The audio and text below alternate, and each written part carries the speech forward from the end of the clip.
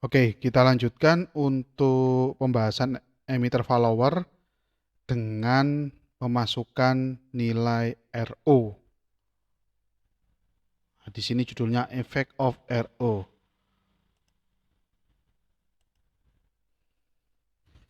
Saya tulisi biar nggak salah paham nanti dengan RO.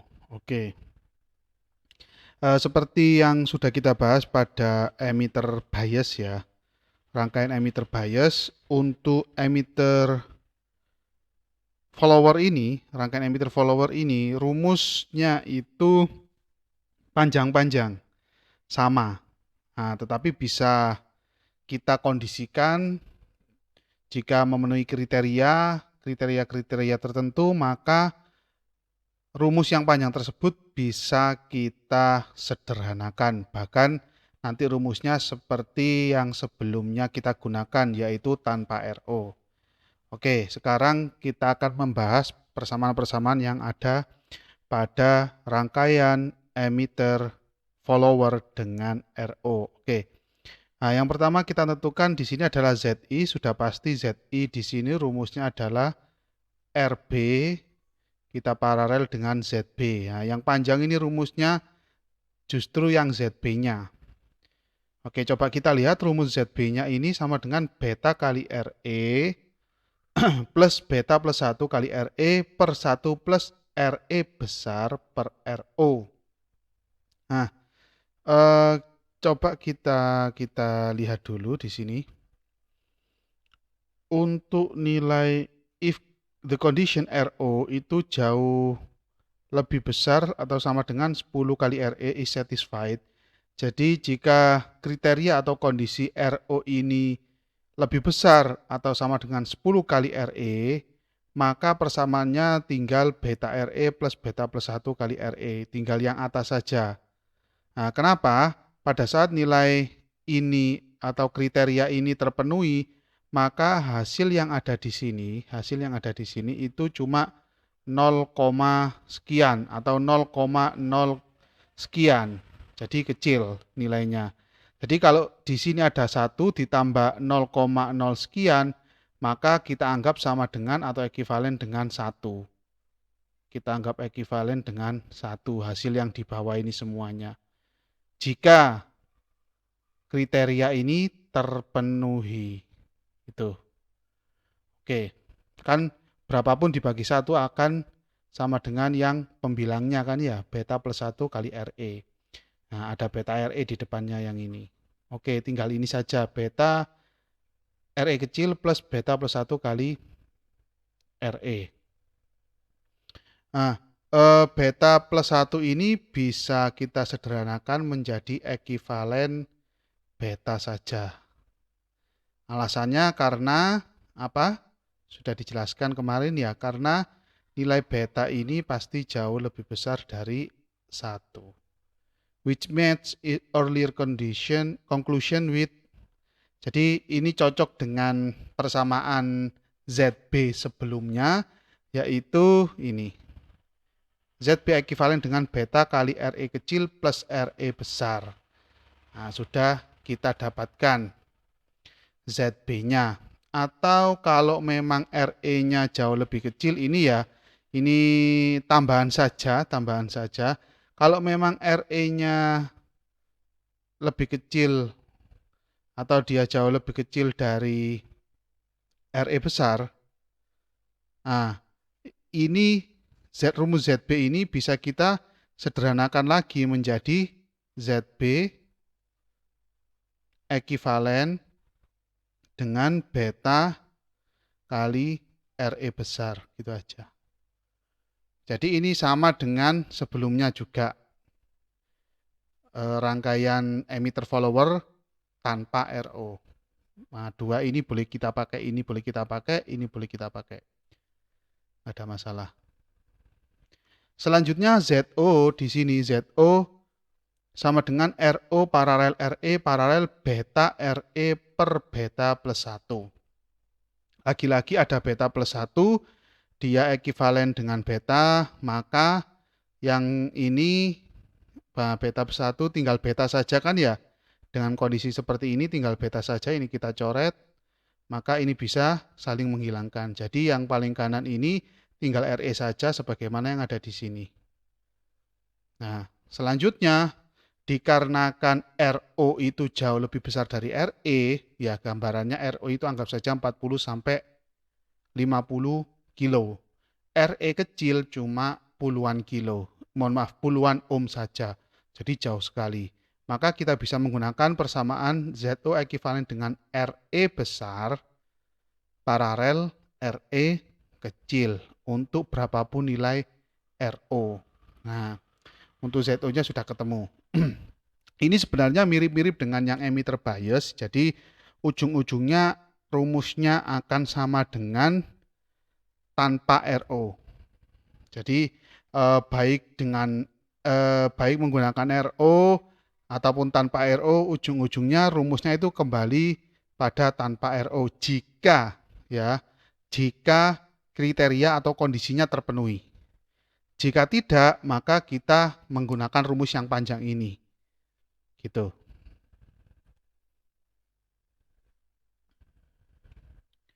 Selanjutnya, if the connection RO lebih besar atau sama dengan 10 kali RE is satisfied and we use approximation beta plus 1 ekuivalen dengan beta, we find.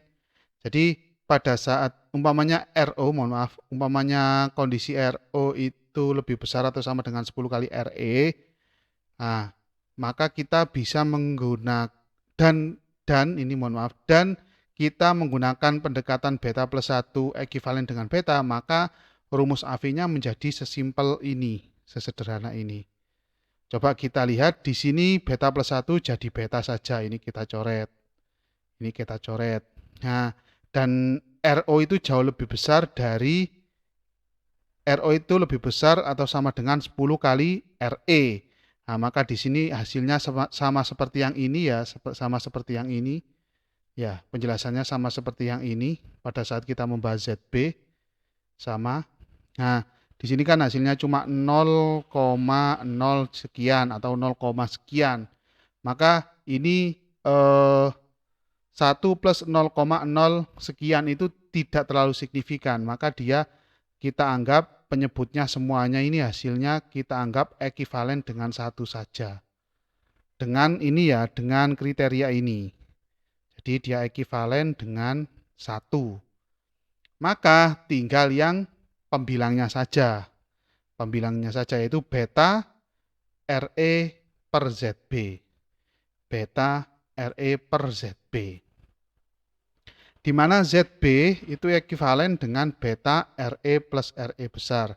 Beta kali RE kecil plus RE besar, ZB. Kita substitusikan ZB di sini. Nah, disubstitusikan, maka AV sama dengan AV ekuivalen dengan beta RE per beta kali RE kecil plus RE besar. Betanya bisa kita coret ya, maka tinggal RE besar per RE kecil plus RE besar. Nah, saat RO-nya lebih besar atau sama dengan 10 kali RE. Nah, rumus ini sama dengan rumus-rumus sebelumnya, AV-nya ini. Nah, bisa kita lihat, bisa kita cross check AV ya. Nah, mohon maaf ada sedikit gangguan tadi. Oke, untuk AV, rumus AV mana tadi? Rumus AV di sini.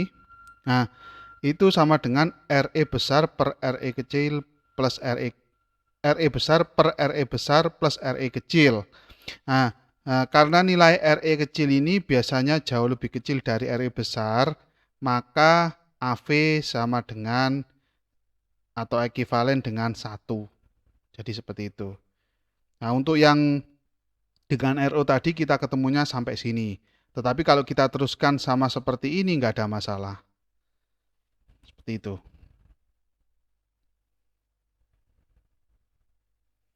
Nah, sama. Untuk AV-nya yang paling bawah itu sama. Ini sama.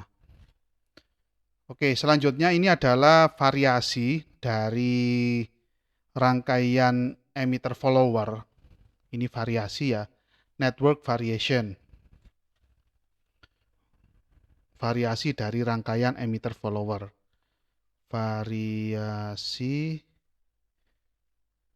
rangkaian EF, saya gini, EF emitter follower. Oke, the network of figure 5.40 is a variation of network of figure 5.36, which employs a voltage divider input section to set the bias condition. Jadi gambar 5.40 ini merupakan variasi dari gambar 5.36 ini. Nah, ini 5.36. Nah, ini yang variasinya. Variasinya ada di sebelah kanan. Nah, di mana sisi inputnya itu menggunakan voltage divider sebagaimana yang ada pada rangkaian voltage divider. Ditandai dengan di sini ada 2 R seperti ini ya. R1 dan R2. Tujuannya apa? To set the bias condition, untuk menentukan atau mengatur kondisi biasnya. Kondisi biasnya. Mungkin bias DC-nya ya, bias DC-nya. Menentukan VB-nya, lebih tepatnya juga menentukan tegangan basisnya berapa. Untuk analisisnya sama. Nah, di sini. Mana tadi?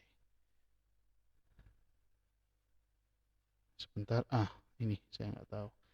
Equation 5.31 to 5.34 are changed only by replacing the RB by R accent sama dengan R1 paralel R2. Jadi persamaan yang ada pada 5.31 sampai 5.34 itu diubah hanya pada variabel RB-nya. Nah, ini adalah persamaan Z input ya, Z input sama dengan RB paralel dengan ZB. Nah, RB-nya kita ganti dengan R aksen, di mana rumus R aksen seperti ini. Itu saja. Setelah itu Z output, terus AV-nya juga saya rasa sama. Rumus yang digunakan sama untuk Z output dan AV-nya. Nah, ini variasi rangkaian yang pertama, yaitu dengan memodifikasi sisi inputnya menjadi seperti atau persis dengan voltage divider, rangkaian voltage divider. Selanjutnya ada variasi yang kedua, ini kita lihat sisi inputnya. Kalau kita lihat di sini, sisi inputnya di sini ada R1 dan R2, dia persis dengan voltage divider. Tetapi di sini juga ada RC, ada juga RC. Nah, ditambahi RC di sini dari modifikasi yang sebelumnya. Ini modifikasi yang kedua atau variasi yang kedua. The network of figure 5.41 also provide the input-output characteristic of emitter follower. Dan untuk rangkaian 5.41 ini menghasilkan karakteristik input dan outputnya itu sama dengan emitter follower. Ya, salah satunya inputnya memiliki impedansi yang tinggi dan outputnya memiliki impedansi yang rendah. Itu salah satunya. Tetapi dan ini ya, dan untuk rumus-rumusnya itu mirip-mirip dengan variasi yang pertama. Terutama untuk sisi inputnya, yang parameter atau variabel RB-nya kita ganti dengan R aksen karena di sini terdapat 2 resistor ya. Nah, but includes a collector resistor RC. Tetapi untuk variasi yang kedua ini kita memiliki RC di sini, memiliki RC. Perlu diingat untuk emitter follower ini kan termasuk common kolektor kan ya, termasuk common kolektor, di mana inputnya itu pada kaki basis dan outputnya itu pada kaki emitter. Emitter gini nggak apa-apa. Oke, outputnya pada kaki emitter dan kaki kolektornya sebagai common. Nah, kaki kolektornya sebagai common di sini. Nah, di sini kebetulan ditambahi RC commonnya. Terus, in this case, RB is again replaced by parallel combination of R1 and R2. Nah, lagi-lagi di sini RB-nya, rumus RB-nya itu kita ganti dengan R aksen, yaitu sama dengan R1 paralel R2. Nah, itu saja. Selanjutnya, the input impedance ZI and output impedance ZO are unaffected by RC. Nah, ini catatan penting. Impedansi inputnya dan impedansi outputnya ZI dan ZO tidak terpengaruh